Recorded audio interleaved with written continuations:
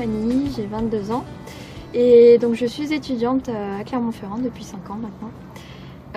J'ai fait des études d'histoire de l'art à l'université Blaise Pascal de Clermont-Ferrand et donc ensuite j'ai entamé un master 1 en aménagement du territoire et développement des territoires qui était situé donc juste à côté à l'IADT, toujours à Clermont-Ferrand. Et donc cette année je réalise donc ma dernière année d'études en master 2 à CTT, donc accompagnement culturel des territoires à l'université Blaise Pascal.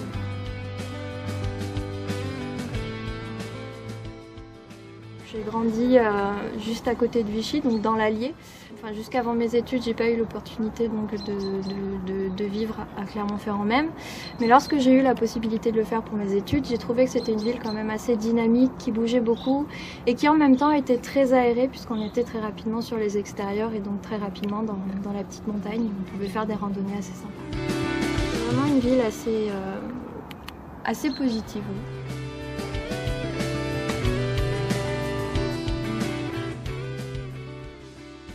On a souvent des idées reçues sur Clermont-Ferrand, du genre oui, Clermont-Ferrand est une ville assez ouvrière, assez noire dans le style, dans le sens où on a beaucoup de bâtiments justement qui sont assez noirs, notamment la cathédrale qu'on a qui est complètement noire et qui est due donc à cette pierre volcanique assez foncée.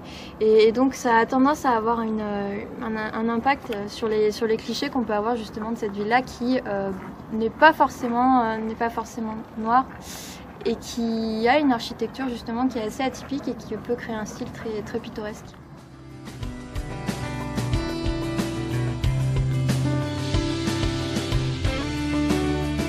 Mon lieu favori sur le territoire, ça serait ce parc dans lequel on est, donc le parc Montjusé, puisque c'est vraiment une bouffée d'air finalement dans la ville. On a très peu de parcs dans Clermont-Ferrand et le peu de parcs qu'on est situé justement en plein dans la ville, et le parc de Montjusé est un peu en retrait et justement on a un point de vue qui est assez exceptionnel dans le sens où on peut vraiment surplomber toute la ville, mais également donc toutes les autres petites villes autour et également les puits qui sont tout proches.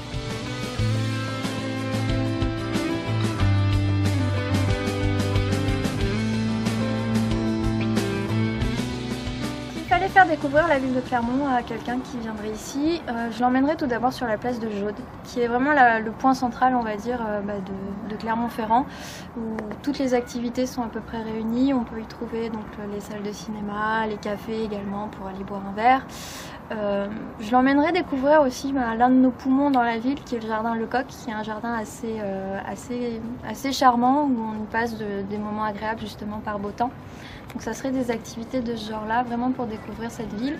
Et je l'emmènerai aussi également du côté justement de ce vieux Clermont, donc du côté de la cathédrale, qui est également donc une sorte d'authenticité dans la ville, où on a quelque chose, un lieu qui est vraiment chargé d'histoire.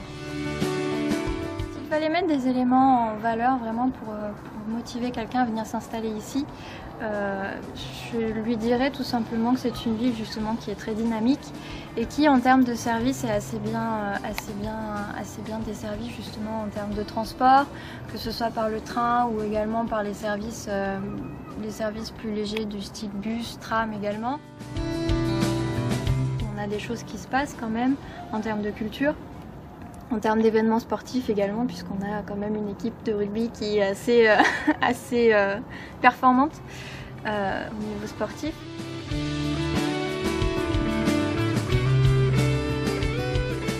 À la fin de mes études, donc je ne sais pas si je resterai forcément à Clermont-Ferrand, ça serait une ville où je me verrais très bien vivre, où j'ai pu prendre mes aises durant 5 ans, où j'ai mes repères, mes amis, ma famille également. Mais à l'échelle de l'Auvergne, on va dire, ça m'embêterait pas de partir un peu partout, puisque finalement c'est l'Auvergne qui m'attire vraiment, pas forcément Clermont-Ferrand spécifiquement. Après, je pense qu'on est assez jeune, donc si on peut bouger un peu partout en France, c'est aussi bien de découvrir un peu du pays.